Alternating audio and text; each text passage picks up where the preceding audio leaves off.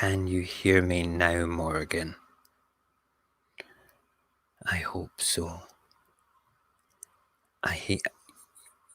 Okay, right, hold on. Let me just... Yes! Amazing! Thank fuck! I have had an amazing day today. Got up, cooked breakfast, then prepared an amazing barbecue. And if you're on Snapchat, go and jump onto Mojax_happy and you can see all the barbecue stuff that was going on. It was amazing. That's where I kind of put my away from stream stuff. I don't mind people watching that, which is good. Tonight is about toxic personalities. This is the first proper YouTube show about toxic people, toxic personalities, and then we will be having the tale of a friend of mine who contacted me and said, look, do you want to tell my story? You know what happened, Mo? And I went, yeah. So they've allowed me to paraphrase and take things into my own words for the story about their experiences. And with that, it is obviously with the facts that this person gave me and my experiences with this person, then I'll tell you about it. But we want to talk about the people. What is a toxic person, first of all?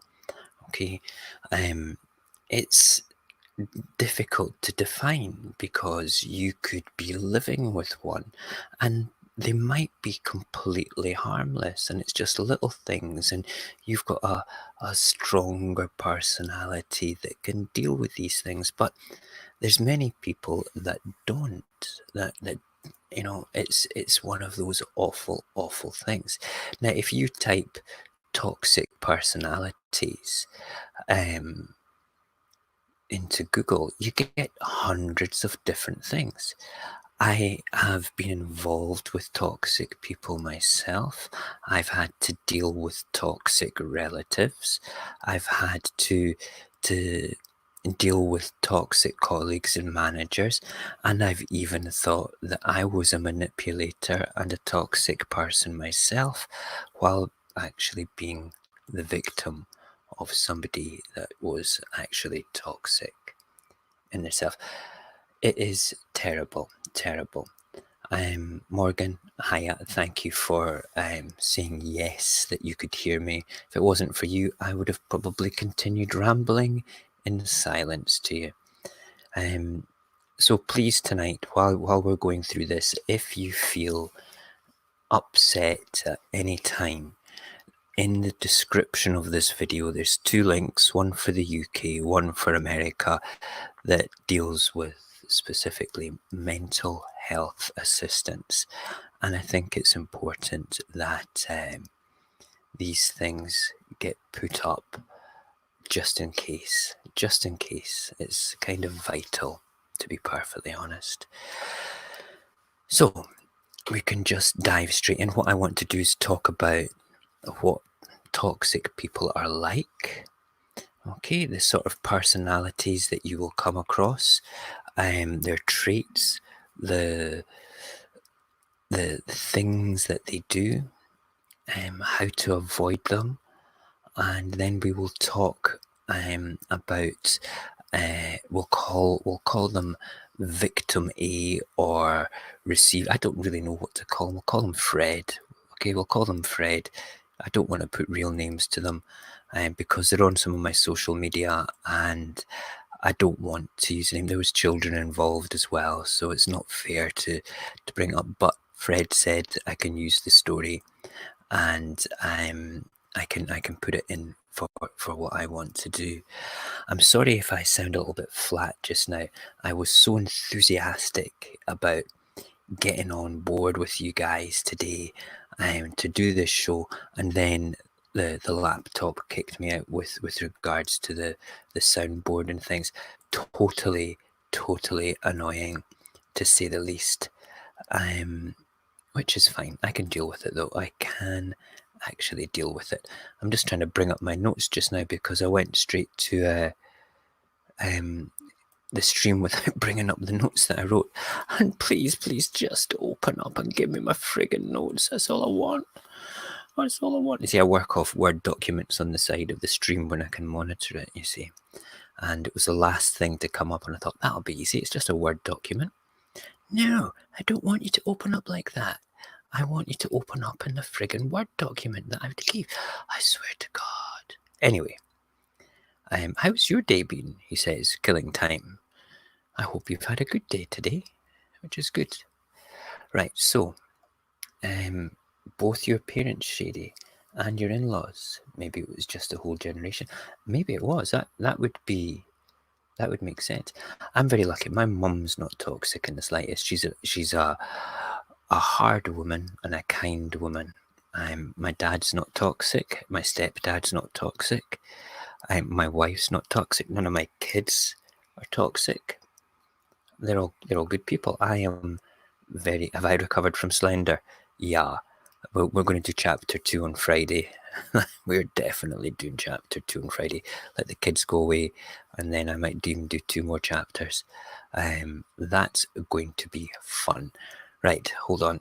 Is that my thing coming up? Yay! There's my notes under the title Toxic. Brilliant. Good. Now we can begin now. Right, so where's it? I've got a slide thing to bring up as well. Hold on a second, because it's nice to have pictures to talk about it. Right, so where is my first little picture? Scrolly, downy. I can't wait for it. Here we go. This I thought was quite an important thing to bring up. It's called the Narcissist's Prayer. Okay, and it's really good. It's one of those things that didn't happen, and if it did, it wasn't that bad. And if it was, that's not a big deal. And if it is, that's not my fault. And if it was, I didn't mean it. And if I did, you deserved it. What you can't see underneath that line there, it says, does this sound like anybody you know?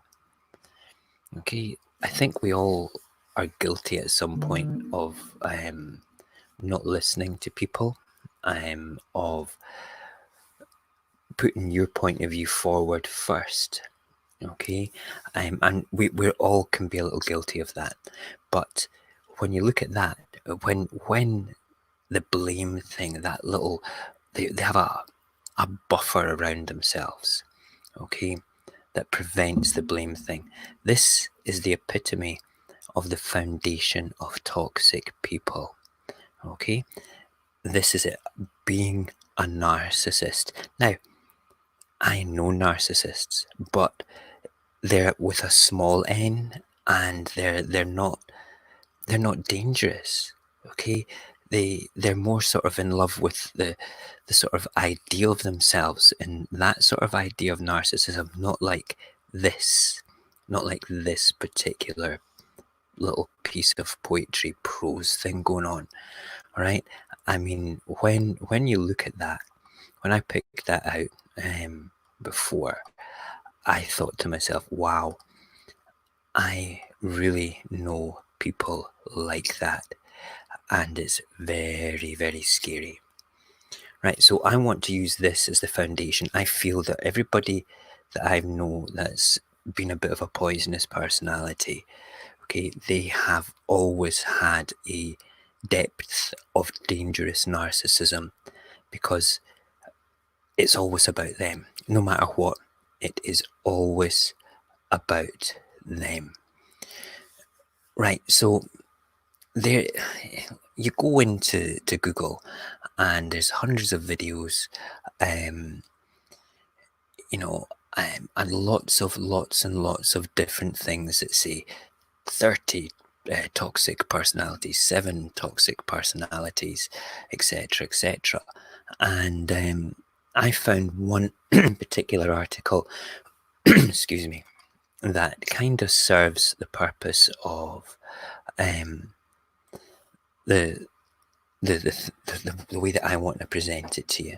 And it's one of the ones that says 7. It kind of summed it up pretty much perfectly for me. And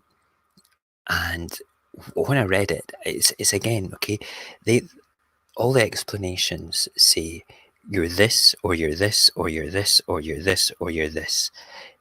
In my particular experience, when dealing with everything that is like this, okay, they are all of them. I have never met one person, okay, that is just one of these things. They are all of them at some point. And the story that I'm going to tell you about Fred, okay, kind of makes that stick out more. It's the things that this person went through was unbelievable. When you look at the grand scheme of what's happening. So 7 types of toxic people. I'll change the descriptions and add my own things into it.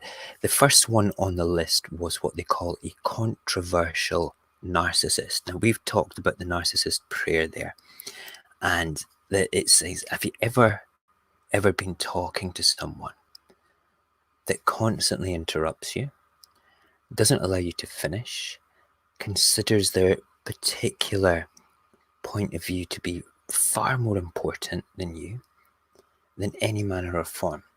Then you've got the conversational narcissist, okay, that will guide the conversation to the point, you might have a valid point, right? You might want to express and enjoy the conversation, but it gets steered in a direction that is not what you want. And that's like a dominant person. Now, these people, when you're having a conversation with them, it just might be that they've got a strong personality. Are they toxic or are they not? Well, it depends if they do it all the time. Like, I've got a strong personality. I am a good public speaker. I enjoy that aspect of it all. I used to be a corporate school teacher. And as a corporate school teacher, I very often was in a classroom with like 25 people for 4 weeks at a time, and that was fine. And that was my job, though. That's why today still I'm very good at publicly speaking and trying to get a point across clearly and in effect. Remember to drink more. Thank you. Thank you. Otherwise, I just get that dry mouth thing going on. So yeah, with all that in mind, okay, have I steered conversations the way that I want them to be? Yes, of course I have. All right. Does it make me toxic? No, because in the classroom environment, I had to guide the conversation going in one direction to enable us to keep on track for a particular point and learning outcome. That was the workplace. Do I guide and steer and manipulate conversations? Nowadays, no. I will listen to people's points of view. I will comment on them. If I disagree with them, I will tell them how I disagree. Now, Roberto, who is in the chat just now, can vouch for this quite happily. I hear his opinions on politics, about his friends' opinions on politics. I listen to them. I ask questions to clarify. I give him my opinion back. Sometimes I'm flippant because I'm sick to the back teeth of the people that speak to him directly about things, because they just sound a bit narrow-minded. But that's just me. That's my opinion, and he understands that my opinions are like this. But I'm going to ask you a question just now, Robert. Do I manipulate a conversation? You can answer that in chat as we go along. Now, what I've just done there as well is talk about myself for 5 minutes. That is a narcissist's conversational strength. they can talk to themselves. And I wanted to show you how easy that is when somebody who's confident and reasonably articulate can turn around and dominate a conversation. Now, just now you can't speak back to me because it's a show, all right? But I could sit here and talk about myself for hours, but I needed to show you how easy it is to not be toxic and do the same thing and be toxic, because right now I'm talking about myself through a microphone to a camera to you guys on my screen, all right? That's not the same as belittling somebody gently to dominate and steer a conversation to your favourite subject, which would be yourself if you were like that. And these people are awful. Okay, they really are awful. And how do you deal with those sort of people? Let them speak, okay, and just don't join in the conversation, okay, and just nod your head. I've done it so many times. I do it frequently, you know. It's not a good thing to do. Or you just put your hand up and say, hold on a sec, I just need to go and speak to somebody. You excuse yourself. You don't allow yourself to be into that. Now, if that person, in my experience, I'm not an expert. I'm only an expert in what I've personally experienced.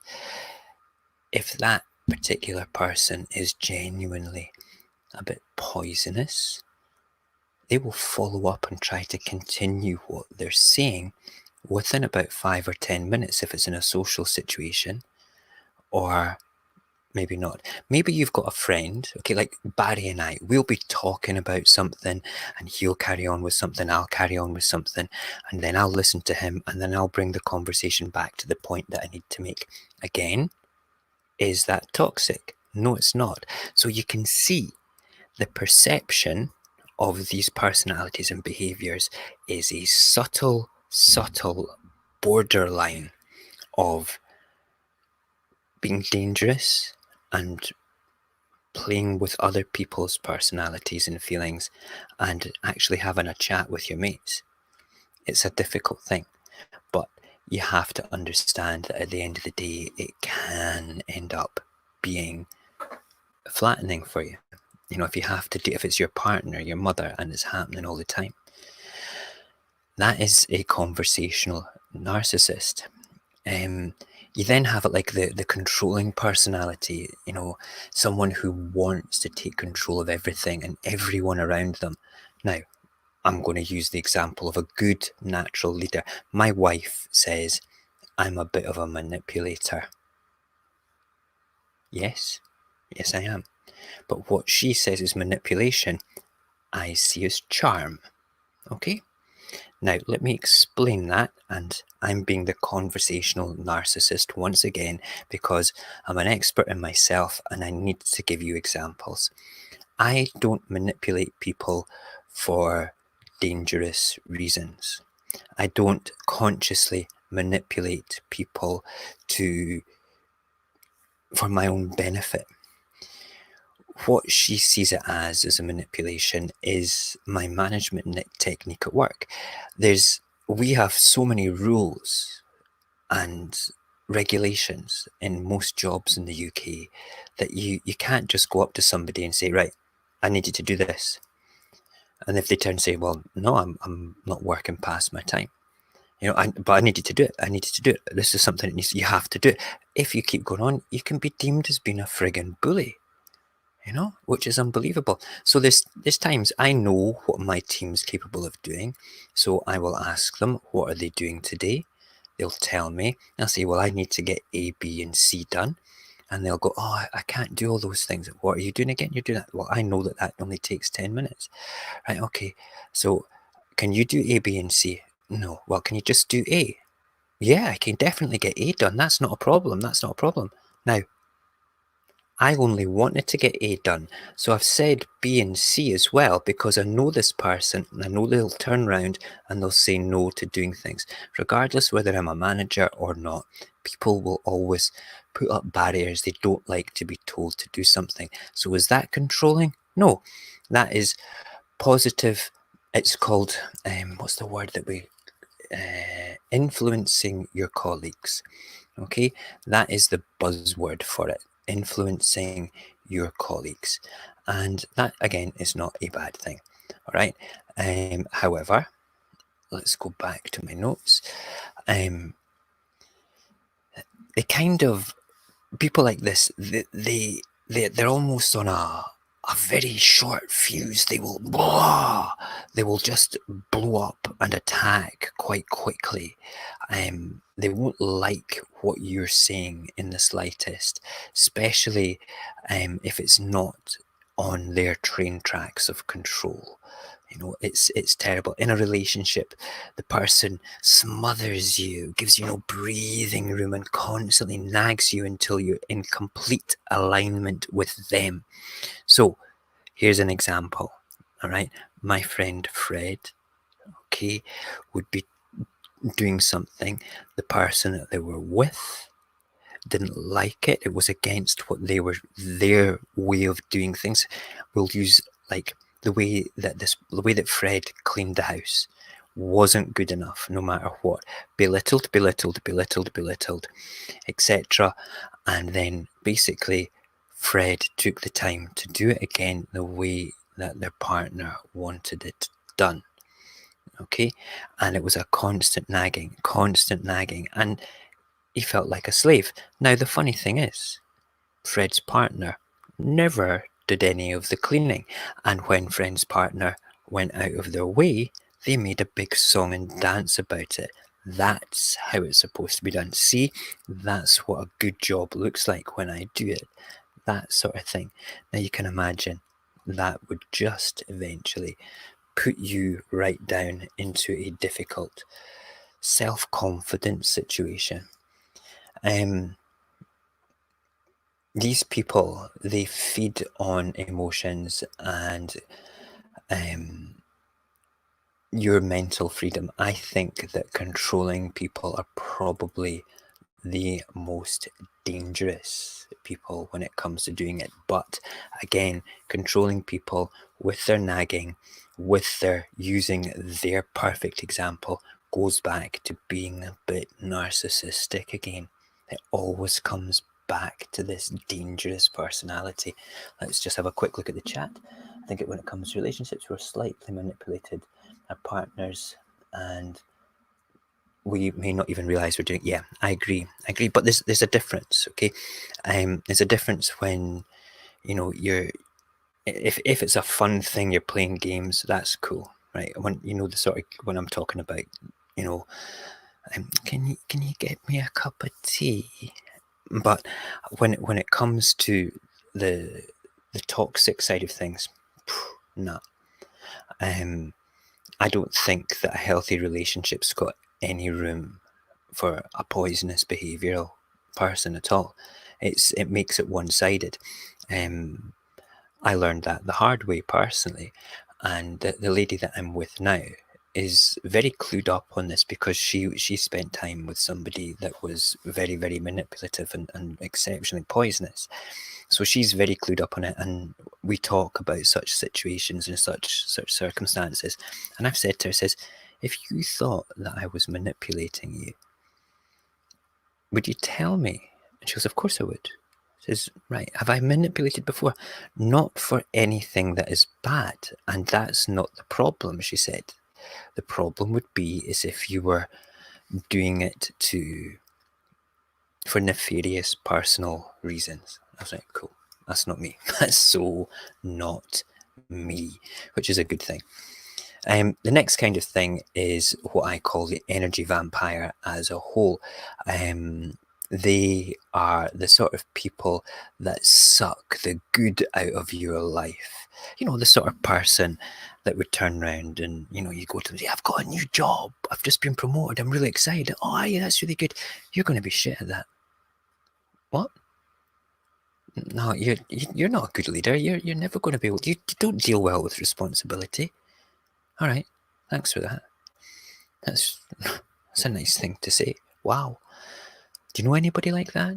I know lots of people like that. They don't like you to be happy. They don't like you to be doing something good and positive. It's always belittlement, belittlement. Now, I sometimes feel that I'm like that with my children. Again, I'm going back to being a conversational narcissist, but it's absolutely essential that I dominate the conversation about me, because I can only give you examples about me. All right, that's the way that it works. So with me, I feel that sometimes I may nag my daughter about something. For example, today, sweeping the floor. Okay, we all do chores in the house, all right? And it was clear that my daughter had not swept the floor properly. Now, am I talking about one or two crumbs? No, I'm talking about proper. That's not swept. You've not swept under the table. Okay, so it was once, then it was twice. And am I going to turn? Is that me saying that job's not done properly? Is that me stealing her thunder because she's enthusiastic to help with chores? Yeah, it is, absolutely. But do I make it clear that, listen, you are not in trouble. If you don't know what you're doing, you need to tell me so we can show you how to do it. Okay, but because of who I am and my particular past, I feel guilty because of that. I feel that perhaps, maybe, just maybe, all right, I am overstepping my boundary. And I will explain, not on the public stream, why I am like that another time. If you'd watched the last Wednesday when I did the stream on Instagram, and I talked about my anxiety and my depression, it's all linked into that. All right, it's truly all linked into that. And I'm quite happy to have a private discussion with anybody in Discord in a private room where I know that nobody else can listen. I can drag as many of you into it and you can listen to what I've got to say. I'm very happy to do that. So yeah, if you're with someone and they only have bad things to say whenever you see them, this is a sign. This is a red flag marker to where you need to be perfectly conscious that they're sucking the life out of your life. Now, to deal with that, again, okay, you have to, first of all, you have to recognize it. You have to be able to say, hey, this person's like this all the time. I worked with somebody at Telly West, a really nice lassie, called Amanda, and she was the sort of person at work that, I hate my job. This job sucks. You're shit. Why are you guys still working here? I can't believe that we're still working. This is shit. And she was like, she could suck the energy out of a room as soon as she walked into it. And it'd be like, oh God, here's Amanda. She was a really nice girl. All right. Except she had the ability to be a succubus of fun. I mean, really, she would, oh my God. But there was one day sitting in the lunchroom and she started saying, I hate my job. I bet you hate your job, don't you? Yeah, this is a shit job. And I was like, eating my sandwich. Here we go again. Oh my God, what's going on? Please stop it. Amanda, stop it. Stop. Right, listen, I'm not going to shout this just now, okay? But it was like, Amanda, if you don't like your fucking job, just leave.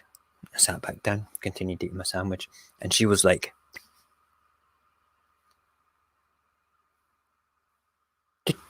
Did you hear what? Did you hear what he just said to me? And everybody in the room was like, "Yep, we've been wanting to say that for friggin' ages." And sometimes that's all they need, is a little nudge. Because when I say that she was a really nice lassie, she wasn't up until that point. She realised that she was being a bit of a twat, and she settled the hell down, which was good. But nowadays, I don't know where she is, what she's doing, but I wish her well, and I hope she's good. But she sucked the life out of the room. But energy vampires, these sort of personalities, these people, the emotional moochers, that was one of the other descriptions that was called the emotional moocher. I thought that was great. it was just like they do. Do you know anybody that sucks the life out of your joy? They just if you've got bliss, if you've got joy and you want to share it, wow. Like, here's a great example of bliss and joy. You have just started a family. You have a baby girl or a baby boy, and this is the best thing that's happened. What a beautiful baby. Are you going to be able to look after it? You guys work full time all the time.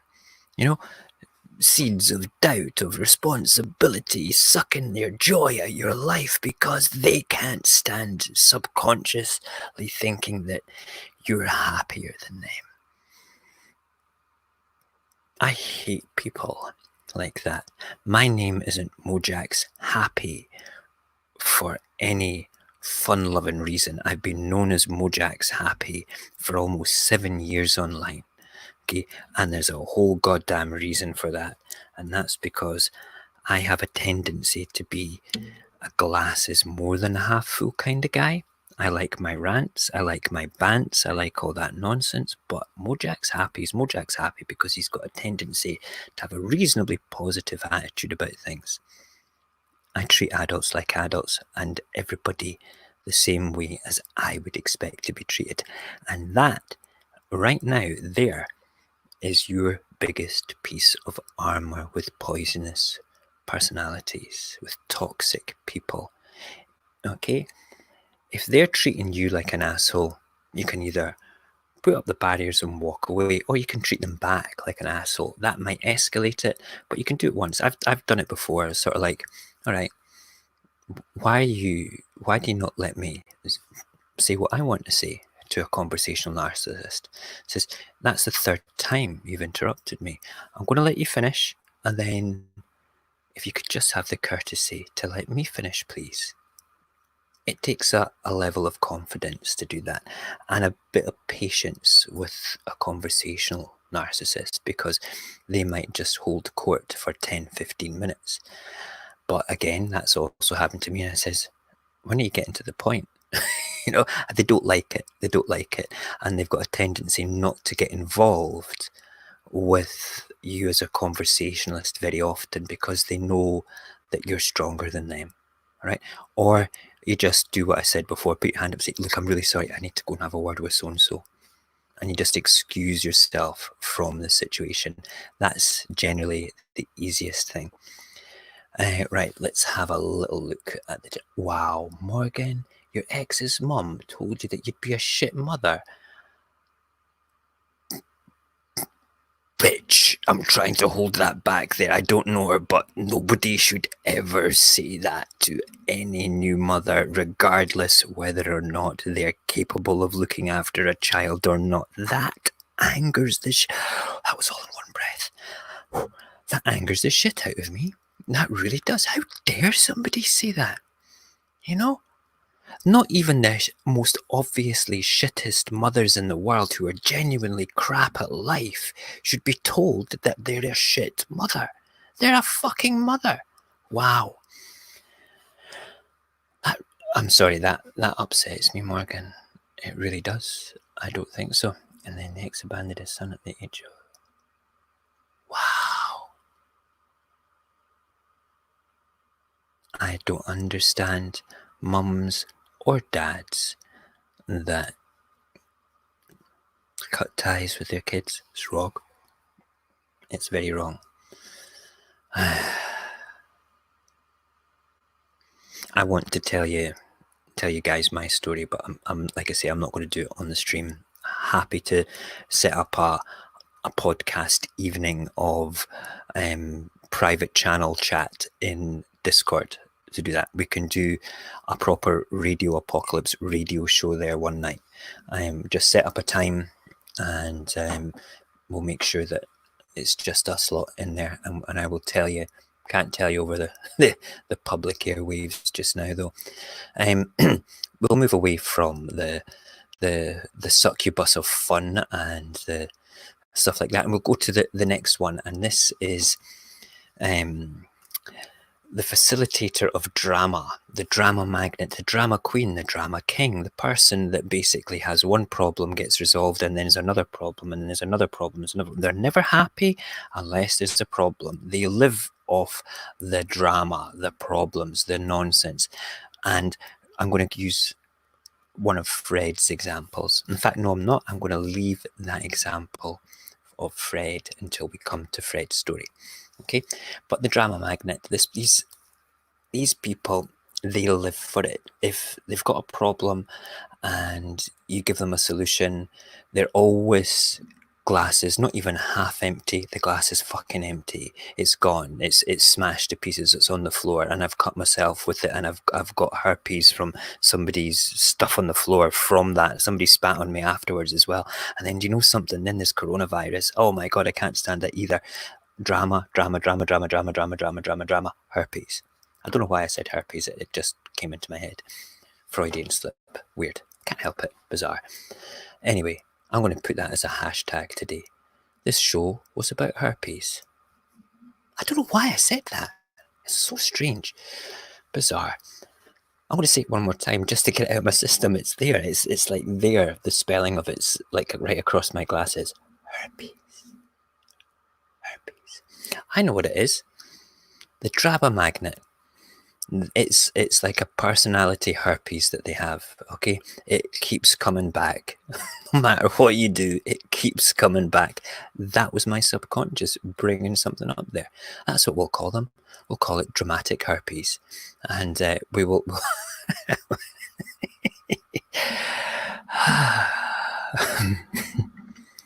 Isn't it funny how the brain operates? How it works? It's bizarre. Absolutely bizarre. Right, the stream's working great on YouTube, but I'm going to quickly go and check Mixer, because we might have people on Mixer going, what is this motherfucking weirdo talking about? Herpes and toxic people? Toxic herpes? Bloody hell. So yes, let's just quickly check that bit there, because yay! What part? I'm from Edinburgh, Moldavia. Moldavia. I am from Edinburgh. I don't know whether that is something that is already been done, or whether that's an old chat, but I'm going to reply to you just now anyway, because I'm a polite gentleman. Okay, and we'll turn that way so we can see it coming up. Superb. I think that was from earlier this morning. Hashtag drama herpes. Yeah, that's a thing. That's another piece of merch. Can you imagine walking around a town with a white t-shirt with Mojax says drama herpes written on it? You know, it's like Frankie says relax, Mojax says drama herpes. That works for me. It works for me on multiple levels. And I think it actually sums up these people perfectly well. Yeah, I'm going to make merch that says this in the same way as Frankie says relax, but it says Mojax says, and it'll be multiple things. And let's go back to the dramatic herpes victim, okay? I want to tell you Fred's example, because it's an amazing example, but we'll wait, okay? We will wait, because I need to tell you Fred's story, and then tell you all the terrible toxic things that happened within the relationship, and how this person is kind of dealing with it now. So let's just say that what they're looking for when this happens is, a lot of the time, is they're looking for your sympathy, your empathy. Okay, they're kind of almost, they kind of brush with another toxic personality, which is like the victim. They will play the victim. They will touch on the sucking of your fun out your life as well, because it's like, oh, this is terrible what's happened to me.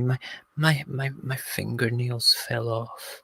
Oh no, I've got herpes. Oh, that sort of thing. And you're like, oh, really? Oh, that's such a shame. Let me stroke your ego, make you feel better. You want a wee shoulder massage? Do you want me to get you some antibiotics for those scabby things that are down there called herpes? Oh, that sort of thing. All right. That's what it kind of is. The moment as well that you call them on it, they can get quite aggressive. They really can. They really can.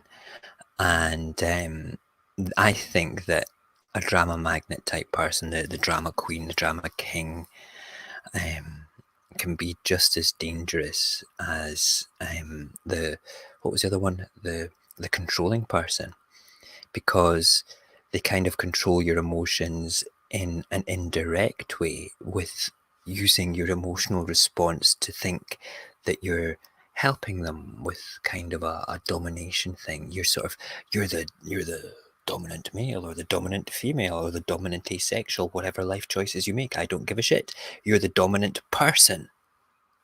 There you go. That's brilliant. A person. Is that politically correct? Am I allowed to call people persons? I need a producer off to the side there. I'll ask Alia. She's asleep. Alia, am I allowed to call people persons? Persons, people. Is that politically correct? She's not listening. She's asleep.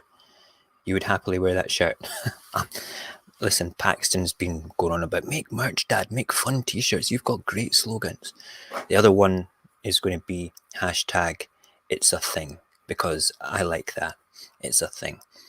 But no, what was I talking about? My mind's just gone, gone. Goldfish, bang, herpes, drama magnet, relationship, drama magnet, drama, toxic people, just as dangerous as controlling. Yes, okay, they want you to think that, you're their knight in shining armor or your person in shining armor. I don't want to appear to be anything other than politically correct. I hate political correctness, but I like it as well. I don't want to pussyfoot around or stand on eggshells with anybody at all. We're all fucking people, and I don't give a shit what your life choices are. I really don't. Don't give a fuck. Okay, I was brought up in the 1970s by a single parent with every poof pimp and fucking pansy coming into the house you can possibly imagine, and rugby players, right? So, if you're gay, straight, hetero, trans, all these modern ones whose I can't keep up with, binary, I think that's one. I don't care. I don't give a fuck. And see, when people turn round and say, oh, I'm okay with homosexuality, I says, no, you're not. You're making a fucking point of it. And this is something that I rarely do. I don't make a point of it, but it's important just now that I say that men can be the victim and women can be the victim. And I don't know what to call them when I say knight in shining armor, whether that's the right thing to call them. It's friggin' weird. It's just the way my brain works sometimes. So tell me if it's okay just to say people. All right. Now there's another piece of merch. I am people. Have I offended anybody? Apologies if I have. Okay, cool. Anyway, as I was saying, the drama magnet, no matter what, at the end of the day, turns round and you might help to fix a problem, but there's another problem. Or if you present solutions to the problem, it's always going to be, that's not going to work, that's not going to work, that's not going to work. And you just want to say, stop, fucking try it. It might work. And that's probably one of the best ways to deal with it. Or again, you just sort of go, I'm really sorry, that's terrible, that's really terrible. I need to go now. I need to go and see my mum. It's been nice speaking to you. That's how I've dealt with it before. Used my mum as the reason for not being there, because I couldn't be asked listening to the same fucking bullshit problems. Crazy. The next one is like a judgmental personality where yeah, that's it. Anyone that says I don't have a problem with have problems. And I said I don't have a problem with. Actually, no, I didn't. I says I don't give a shit. That's a difference. I couldn't care less. Okay. And was this anyone who is okay? Right, here we go. Love you more as a non-binary person here. You're doing fantastic. I don't even know what fucking binary means. You know that? I just heard it on somebody else's show one time. It's anyone who says they don't have a problem. Yeah, that's exactly how I feel. Okay, it's like where I've worked in the past before, when people turn around and say just that I don't have a problem with homosexuality, I don't have a problem with all these things. Okay, there might be, I don't know, please tell me if I'm wrong here when I'm about to say this. Physiologically, if you want to do something to your body or with permission to somebody else's body, it's that consensual part, okay, that is the only thing I care about. If you are causing harm to somebody, if you are causing harm to animals or children or somebody else's property, I have issues with that. Apart from that, I'm not going to go along the lines of saying I don't have a problem with that. I'm going to say I couldn't give a shit as long as that one word is used. Consent. Do what you like. Between grown-ups, don't care. As soon as it's not between grown-ups and somebody's getting taken advantage of, there's a reason why I'm saying this, right? Then I have issues, because no matter what your life choices and preferences are, okay, the victimization of these situations is chronic. But unfortunately, white heterosexual people are the nastiest fuckers in the world. All right, they truly, truly are. They will berate, belittle every single good thing, including their wives and their husbands and their children. Not everyone, but I would say a good chunk percentage-wise compared to minority life choice groups. Is that a fair thing to say? Please correct me if I'm wrong. I'm kind of off at a tangent, but the point I'm trying to make is a lot of toxic people are white heterosexual people. Okay, but there's no broad definition, but it just seems to be more people that are in a traditional sort of way from biblical times of thinking. Okay, not modern thinking. Ah, man, I've opened a can of worms where I don't know what the fuck to say with in case I'm going to offend somebody. All right, but we will just call it's just one of those things. It drives me bananas. Like I say, I couldn't give a shit what people do. Just consent. That's all I want. Of course, consent is not negotiable. It's completely essential. I totally mean, as long as consent's there, it's good. Probs, because we all live the most cushy lives. Yeah, there you go. Is it Conrad I have to call you, correct? Enlightened Shrub? Is it Conrad? Or is it... I'm just wanting to make sure. You can tell me in the chat in a second, my friend. That is where I am with it. Right, so let's talk about the judgmental people. Okay, the jealous judgmental person touches on the kind of the drama magnet person and the emotional moochery energy vampire person. Basically, excuse me, they have so much self-hate that they can't be happy for anybody around them. Okay, and this is like the totally dangerous end for the energy vampire. Okay, they will turn around and they will sort of like make you feel shit for your happiness, no matter what. Okay, when I said about Amanda and her shit job, it wasn't that shit. Okay, and Connor, thank you very much. I will keep that straight and narrow now.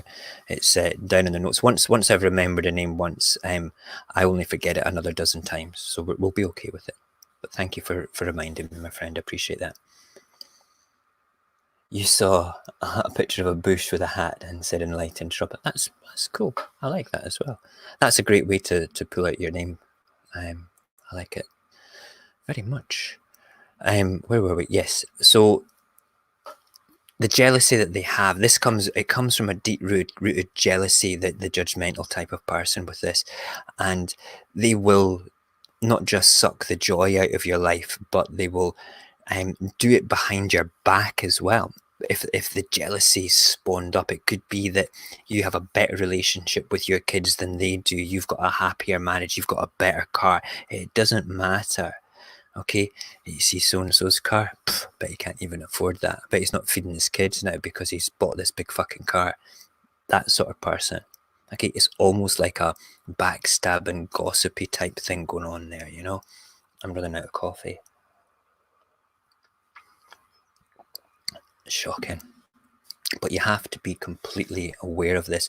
The person that does this stuff behind your back is far more dangerous than the person that's a conversational narcissist, like we said at the start. You know, they are far, far, far more dangerous than anything else for it all. We move on to the last sort of two, the last one being the most dangerous, and then I'm going to tie them all together with the story of Fred. The first one is the liar. Okay, the liar is somebody who will turn around and use lies to make themselves look good. Some people call it white lies. This is something I can't get over, right? If you're telling a white lie, it's still a fucking lie, all right? It's still a lie, sorry. Okay, you're better just not telling the whole truth. If you don't want to lie about something, just don't tell the whole truth. Like, you protect your children from certain things, okay? You protect your children from certain things. It's the job of a parent. I call it full disclosure. You make a conscious choice not to disclose the whole story to protect them, okay? But then you make it perfectly clear. Look, there's more to this, but I can't tell you just now because I don't want to upset you. I don't want to offend you. I think you're a bit too young for it. A great thing, okay, a great example of this is my son. He's 14 and he's desperate to watch Game of Thrones. And I said to him when he was like 10, I said, nah. It says, you may have to wait till you're 15 or 16 so I know that you can deal with adult themed content, because it's quite brutal sexually.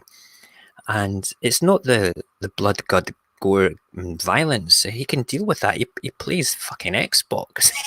That's not a problem. He was sitting there laughing at me on Slenderman the other night there. He can watch. I don't allow him to pump his mind full of violence, but there's enough nonsense violence, cartoon violence, and he's educated enough to be able to recognize the difference between storyline violence to demonstrate something compared to actual violence that you might see on the news in a war zone, or when he listens to Serial Sunday, which he does. Okay, so he's a good lad and he knows the difference. However, it's the more adult themes, and that's what I call them. It's got a lot of adult themes in it, and he completely gets that. So I don't want him to be crushed with what is a beautiful thing for him in the future, with like violent sex scenes. That's my protection from him. But that was when he was 10. I think he's mature enough to watch it now. Okay, am I wrong? I don't know, but I think that he is. So going back to the lies thing, all right, it's the full disclosure. Why can't I watch it, Dad? Well, the themes are a wee bit too adult orientated. I feel that there's things that you could watch in it, but things that you couldn't. So Game of Thrones is the metaphor for the lie. It's not full disclosure. I'm not going to tell him that in the first episode, a brother and sister are having sex in a tower halfway through it. I'm not going to say to him, well, I don't want you to watch it because there's two people fucking in a tower and they're brother and sister. No, that's wrong. Okay, that's full disclosure. So I'm going to say to him, adult themes. and he understands what that means. That is not a lie. Okay? No, you're not getting to watch it. You're just not getting to watch it. No, it's shit. It's fucking shit. It's a shit program. Parents do that. Parents actually do that. And then liars will do the same sort of thing as well. And you have to deal with that. Sorry, my glasses are broken and I've got a little bit of sellotape. See? Look, where is it? There. Okay, they broke in my pocket 2 days ago, and the bit of sellotape catches the side of my eye, and the sellotape's over there. I don't want to fix them just now. Okay, right. I can see again. That's good. What else does it say about liars? Dishonesty drains us. It does. If you can recognize a bullshitter, a liar, it can be emotionally draining, because you're like, oh man, how can I trust anything at all that they say?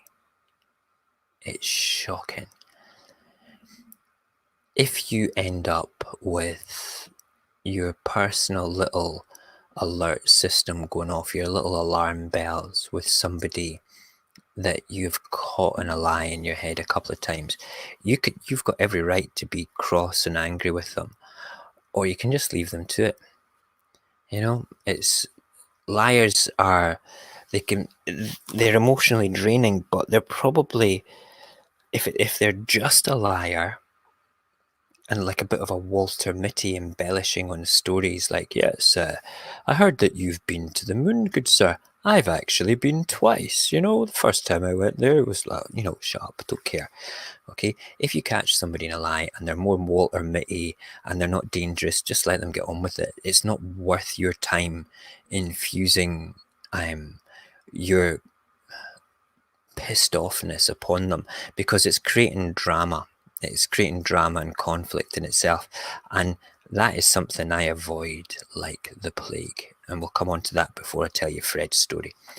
The last one is the tank, and this is somebody that crushes absolutely everything. A human tank, no matter what, is always right. It doesn't matter what anyone else says. It doesn't matter what anybody else says, what they feel, or what your ideas are. They are right, no matter what. No, you're wrong, mate. You're wrong, mate. You're wrong, mate. That's not right. Do you know anybody like that? Do you know anybody that just has to be right for the sake of it? And they will get shouty about it. They will get almost aggressive about it. They will puff up and square up to you physically and emotionally because they're fucking right no matter what. Dicks. They don't see you as an equal. They are Alpha Prime. They are king of the castle, queen of the palace. They are friggin' everything. They are the center. Do you know what? Okay, see if the sun doesn't come up. Okay, it's because they're sitting on their arse and it's not come out of their arse. That is how much they are involved with themselves. They are dangerous because they can get aggressive with it as well, because they don't like being wrong. But the biggest thing about these people, that is a facade. They will not turn around and do anything publicly around you to be violent. They will get aggressive and shouty and pointy, but they won't physically do anything. They're more likely to do something physical in the privacy of their own home. Okay, this is why lockdown's so dangerous for somebody. Now, these are the 7 normal personalities that toxic behavior is all about. However, I said right at the start, let me bring up the narcissist prayer again. 1 second. Come on, little slow thing. We want the narcissist prayer, please. Ouch. Sorry. When you look at... There it is. Right, cool. When you look at this again, right? This particular set of words, okay, is like, that didn't happen. And if it did, it wasn't that bad. And if it was, it wasn't a big deal. And if it was, it's not my fault. And if it was, I didn't mean it. And if I did, well, you deserved it. That is all those personalities that we just talked about. Okay, every single one of them. Okay, toxic behavior comes from narcissism, in my personal opinion. Okay, and the only true way to deal with these situations, the only 100% surefire way, is not to be there, to walk away from it. Because these people are experts at drawing you in so they can be that personality. They will draw you in. They will push your buttons. They will make you feel shit. They will make you feel good so they can make you feel shit. They will take away the things that you love the most emotionally. They will belittle you. They will do everything they can to make themselves feel good. That is the whole point in it. They poison you so they can live. They are all an energy vampire. They are all an aggressive person. They are all liars. They are all manipulators. They are all everything. Not one of those things is I've ever seen in one toxic person ever. And I have had, probably in the grand scheme of things, about 1,200 people through my classrooms when I worked for TeleWest. Okay, when I was a corporate school teacher, I actually managed to train myself empathy. Okay, I'm a great believer in the mystic arts, and I believe that some people are natural empaths that can feel the actual feelings.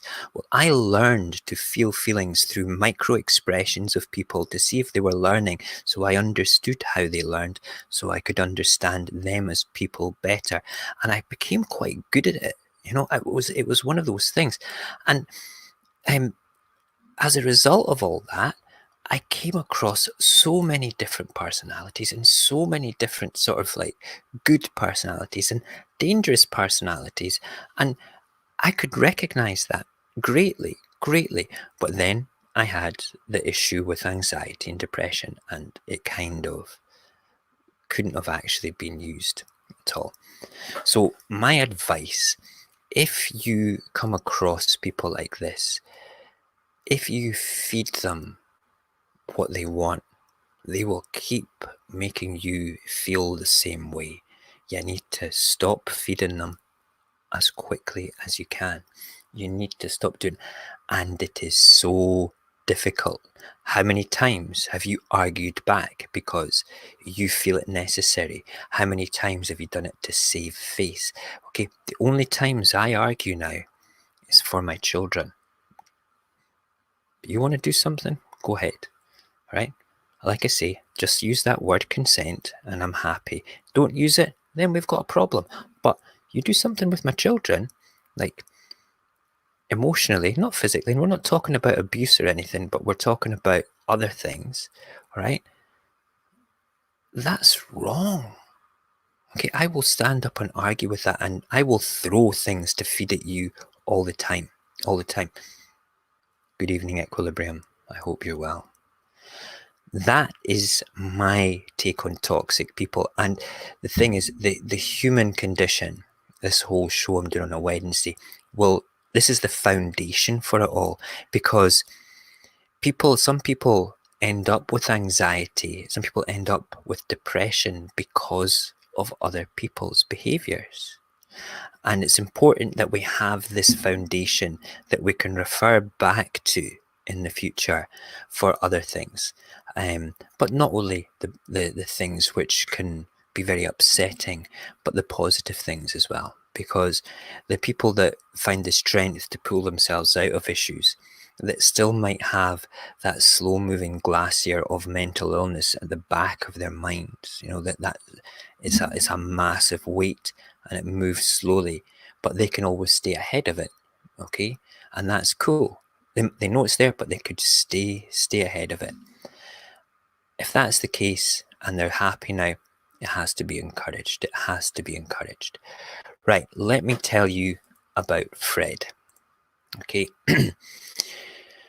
This is a bit of a fairy tale romance going on here. Fred lived in London, and Fred had a business that was like a little cafe in a corner of London, very near Camden, and it was like not a bistro, not a restaurant, not a sloppy Joe's place. It was like quite nice food, a bit sort of carrot and couscous type thing going on there, you know, a bit vegan, bit veg, bit carnivore as well, bit of everything, but it was a nice little wholesome cafe.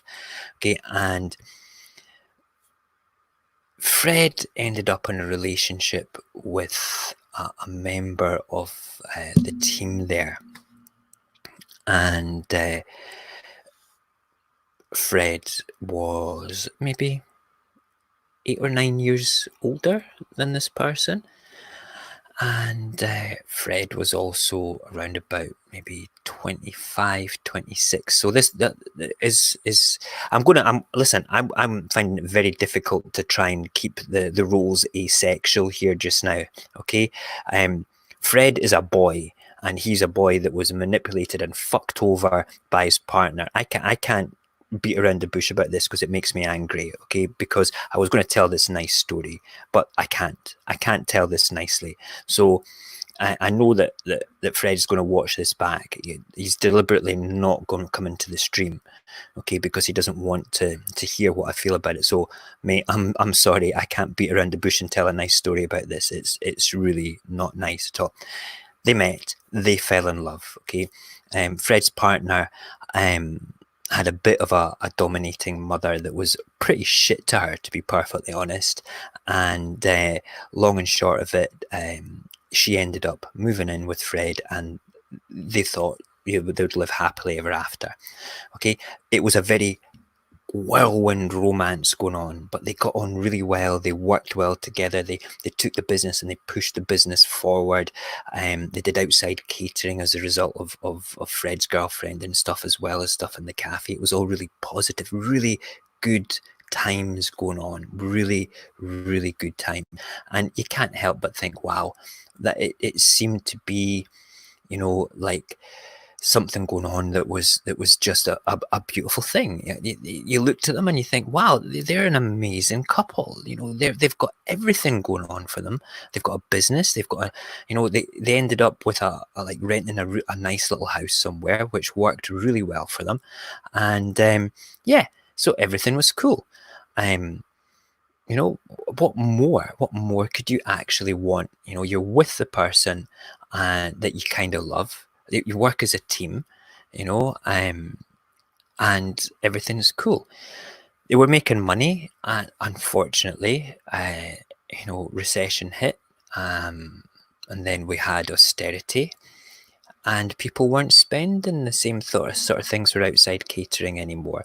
They had to give up their lovely home and get a smaller one, downsize, and then the cafe kind of went into receivership as a result of this.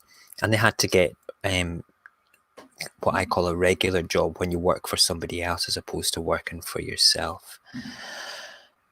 Fred got a bit depressed, as you can imagine, and no matter what, you know, when everything was great and everything, him and his partner got on very, very well. Okay, when this was the turning point. They sold the business off as best as they could, all the assets to pay off all the debts. They moved into a smaller house together, and all during this time, even beforehand though, Fred's partner always had something medically wrong with her. No matter what, maybe a bit of the lady plumbing wasn't working properly. Maybe it was migraines, maybe it was genuine or not. But as soon as something was fixed, there was another problem. As soon as that was fixed, it was a problem. Then it went back to the first problem. And then it went back to the fourth or the fifth problem that was fixed like 6 months, a year ago. But there was always a problem, always an issue. And obviously, Fred loved this girl, and he saw it as, oh my God, I feel so sorry. I used to get phone calls.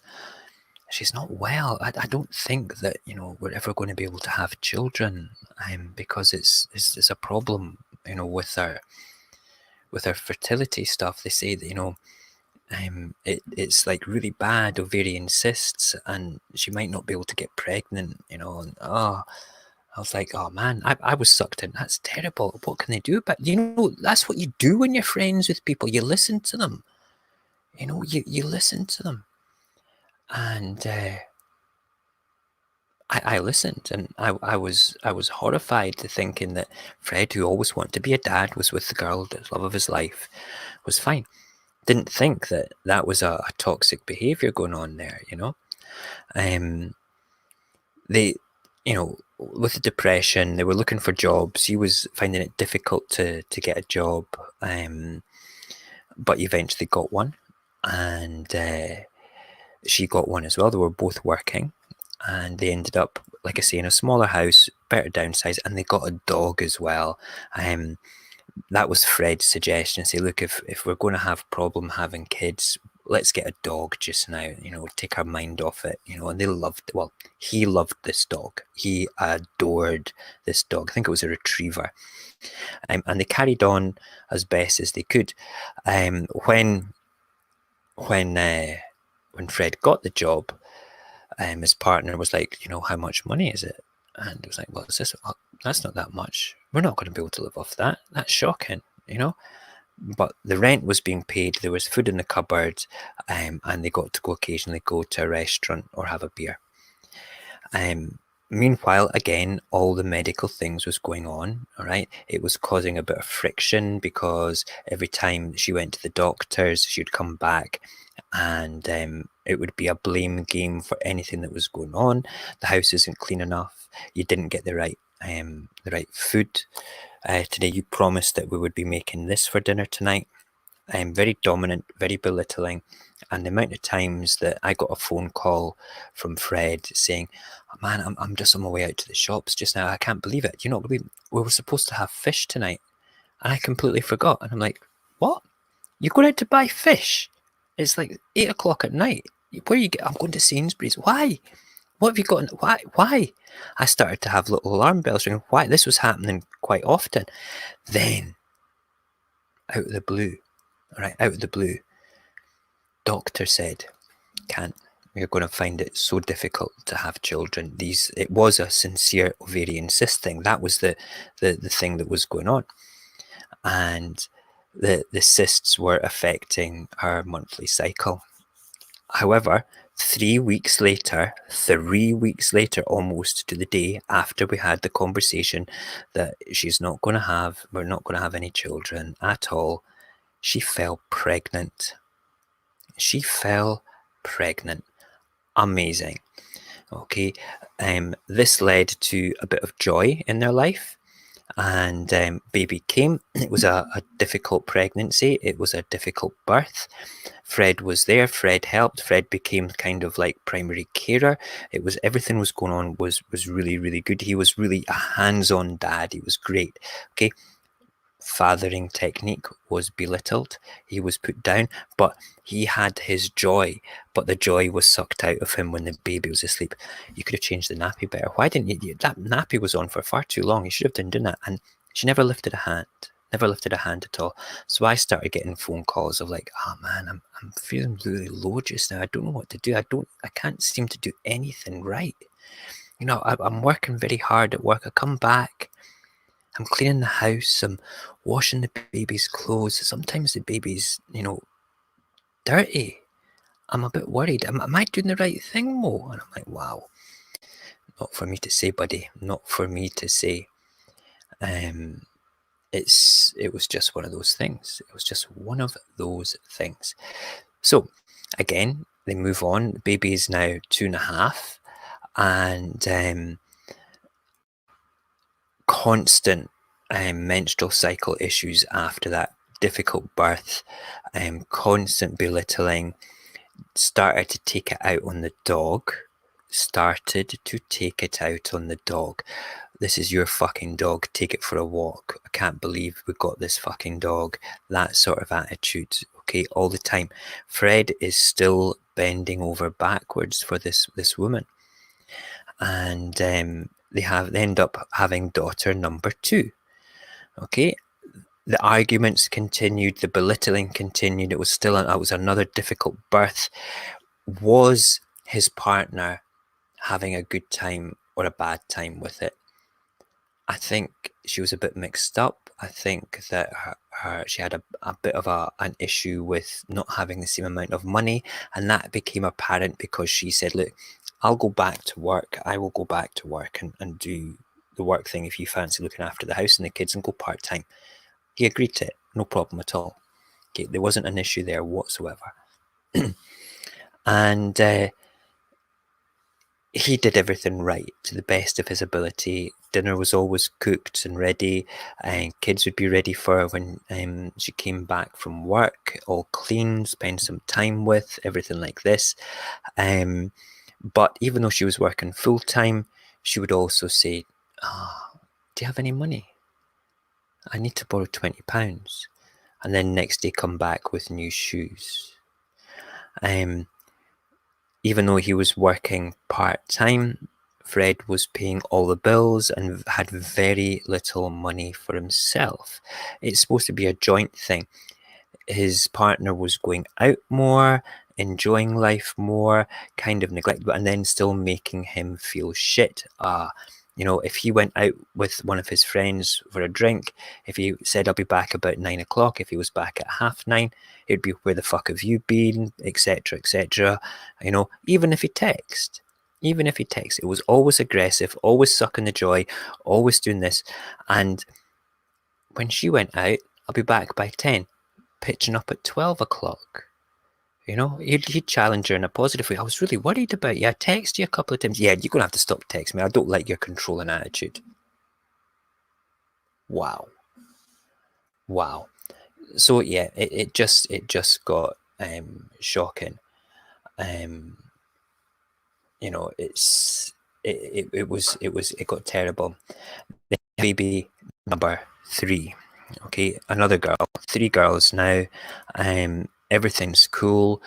Fred was coming back from work. It was his partner's day off, and she sat him down with some terrible news that his dog was found dead by the side of the road. It'd been knocked over, got out of their little garden, and was in the street. And you can imagine a busy road in London. Bang, got hit. Nobody's sticking around to see what they hit. They just went. He was like on a complete and utter downer for this. Yeah. So about 6 months after that, his partner was speaking to his mum, and his mum's a lovely lady. She's like a proper old dear, the same as my godmother, makes porridge with wooden spoons, old-fashioned sort of person, really nice lady. And she had, she was quite active as a grandmother with the girls, and she was speaking to his partner and was saying, she was saying, I really love Fred. I'm wondering, we could have another baby. Maybe we could, get another dog and things. I just think he's a great guy. He's just perfect for me. I can't imagine what my life would be without him. A week after that, all right, she turned round and left him. She just says, I don't love you anymore. I don't want to be in this relationship anymore. I don't want anything to do with you. And of course, he was a crumpled man. He came back from work the next day, and she'd gone with the kids. No note, no nothing. It took him 2 days to get an answer in a text. Where are you? Where are the kids? Where are the girls? Are they okay? Are you okay? That's what he was saying every day. He was sending texts. Okay? Now, you might have been told that your partner doesn't love you anymore and she doesn't want to be in the relationship anymore. But to do a bunk like that, to not be an adult, to turn around and be a complete cow, about the whole situation is just shocking. It shows a behaviour that is so terrible, in my opinion, that it's just shit. He has his children back now, okay? He has them back on that horrible every second weekend dad thing. His girls are beautiful girls, and they love their dad very much. I know them all. I know them all very well. He has a dog again, and he works really, really hard to give about 40% of his meagre wage to his ex, because she holds all the cards down in England. She holds all the cards with the children. When he was trying to see the kids in the initial stages, she wouldn't let him. She would tell him turn up at 4 o'clock, and at 4:45 say no, you're not getting them. He could do nothing about this. There was nothing he could do about this. But now all Fred does is works and lives for every second weekend. He is a shattered version of the man I first knew. And it's the worst story in the world that I've ever heard, because this was a woman that he fell in love with, that he defended, that he bent over backwards for, that he couldn't see the behaviours for what they were. But he does now. He does now, and he stops by my phone like once a month, sometimes twice a month, just to check in to say, I'm doing okay. Because he was broken for about a year. I mean, we're talking solid, not getting out of his bed, broken, and I can relate to that greatly. And I'm going to be honest with you. Some parents are fantastic, both mums and dads, and some parents are shit that are both mums and dads. And it's not because they're shit parents, it's because they're shit at life people. They can be shit parents, but good to their kids, but shit as a parent with a partner. It's just the behaviours are so poisonous.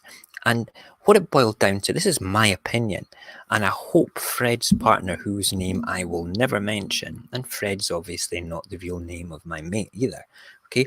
But if you're watching this, you're a fucking cow, okay? You really are. How dare you do all that to him? He didn't deserve that. He bent over backwards. He defended you from your mum when your mum chucked you out the house. He defended you in every situation as a gentleman should, and you just walked over him. You took advantage of him. Okay, his good nature, and he's a broken man still properly, but you recognize his behaviors like that. He's never been in a relationship again, never. So the moral of this story is you need to arm yourself against the manipulation of toxic people, and don't be like Fred. This is what he said to me. He says, if you're doing this seriously, you need to say, don't be like me. You need to do that, Mo, because if I can turn around and have my story told in a form that you can embellish and make sound with, dramatic tense and things like that, the way that you do, Mo. Okay, if I help just one person recognize one behavior so they don't feel shit for 1 minute, then I'll feel much better. And there you have it. There's one man who recognizes the shit behaviors that he was downtrodden on for about 15 years, and he recognizes it, but he questions himself all the time. Did I do that right? Why are you asking me, mate? I'm in Edinburgh, you're in London. Yeah, no, but I don't know what to do. Well, You go and do what you feel is right. You're on your own now. Nobody's going to question you. But it doesn't feel right. He doesn't love her anymore. He's got a reasonably amicable relationship with the mother. He would love to have his daughters more. But his daughters are, the oldest one is going to be 15 or 16. No, she's 13. She's 13. But I can see when she's old enough wanting to spend more time with her dad. You know, let's have a quick look at the chat. Piece of something. Yeah. Fuck you, Fred's ex. Fuck you. That was a long hour and a half telling that story with everything at the start of it. But it is, like I say, it's a vital foundation. When I came up with the concept for the human condition and to touch on mental health issues, behavioural issues, both good and bad, all the rest of it, I needed to have a solid foundation. And I'm not a psychologist, but I've experienced toxic behaviour. I've helped friends recognise it. My wife is a relative expert on it. The books that she has read, I mean, she had a number done on her by her ex-husband. Wow, you know, I think that's why I'm led to believe. But she's also fascinated with that whole subject about why people are like that. And I've recently asked her a question: is it possible for a toxic person to change? And she goes, no. They might get less at doing it because people stand up to them, but they'll always do it.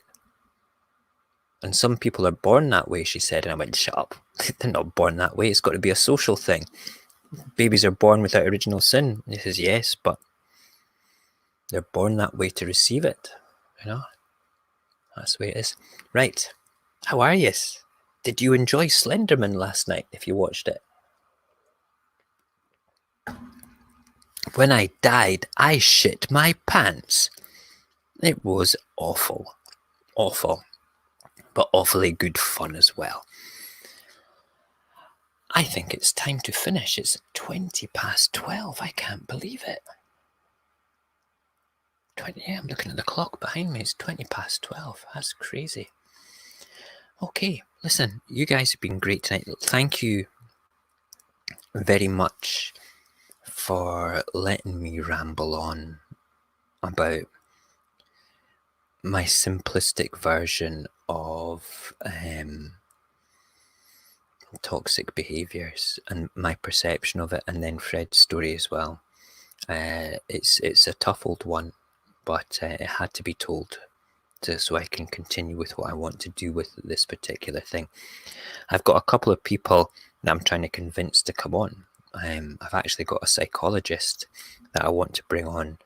I just have to convince her. It'd be interesting. So yeah, we will end the psychobabble chat just now, and I'll spend 5 minutes talking about what I'm doing tomorrow. And Shady says her 10-year-old loves Slenderman. Yes, I like Slenderman. Honest to God, I didn't know much about Slenderman until my boy said to me yesterday. Turned around, I said to him, I says, look, I want to stream a game, but I don't want to play like shooty, thummy things going on. I'm not into that. Okay, I'll use that to move around. So we go, Dad, go and play Slenderman. I went, what the fuck's Slenderman? So I looked it up and I went, oh, that looks good.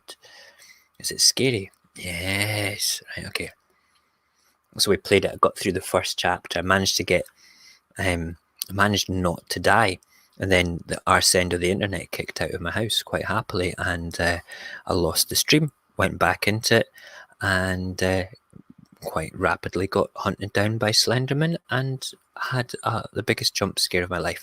I have downloaded the videos from that, and tomorrow or over the weekend I'm going to make a 15-minute video as content of it to upload with the best chit chats of it all, which is good. And we're going to play Alien Hide and Seek. What's it called? Alien something or other. Once we finish Slenderman, apparently that is an amazing jump scare game, and I'm looking forward to it. What's this here? I think, yeah, Yeah, we talked about it yesterday. I didn't know he was going to be doing it. A wee shame. And we talked about it yesterday. He goes, "Oh, I was going to do that." I says, "Oh man, I wish I'd known." So we've made a pact now, Ron and I. If I want to play a game, okay, and if he wants to play a game, we're going to talk about it first, okay? Because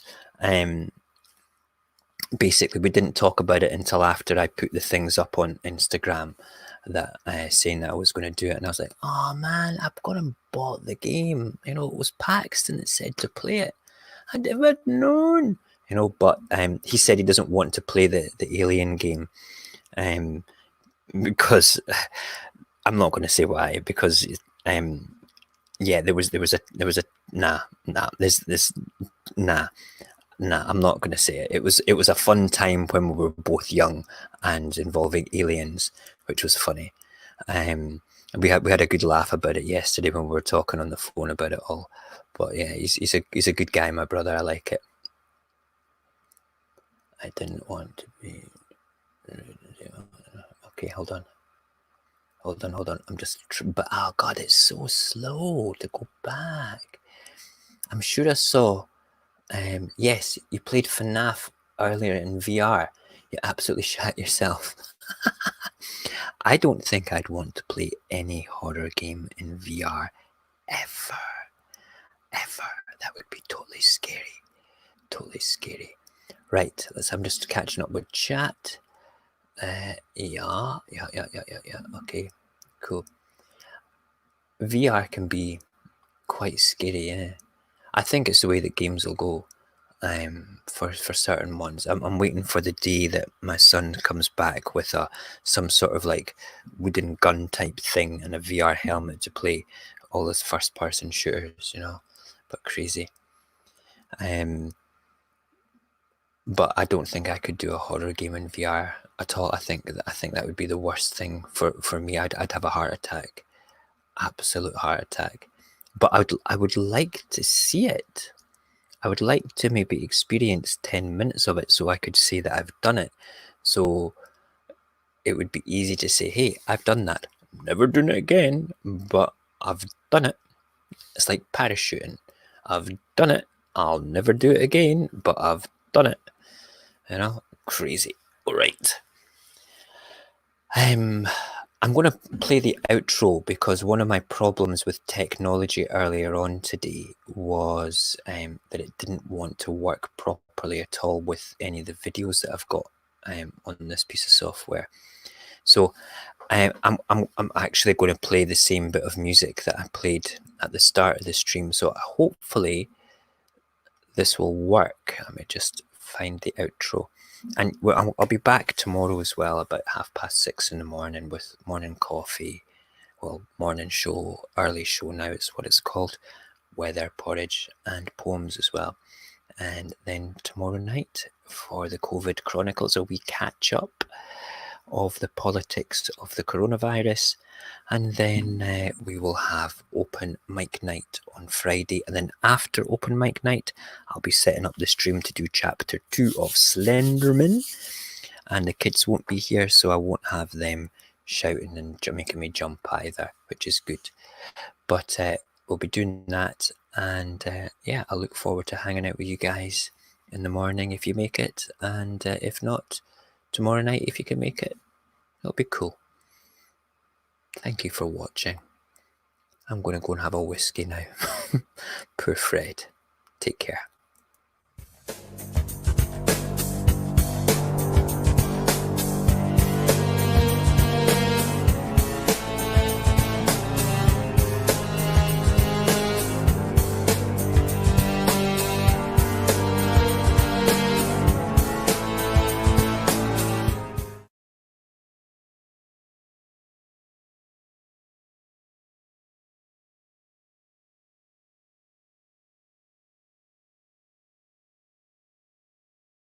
Hi.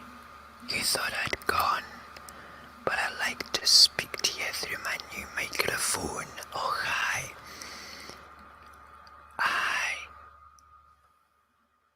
Do you think that Susie Lou girl is a bit toxic as well? Yeah, I think so.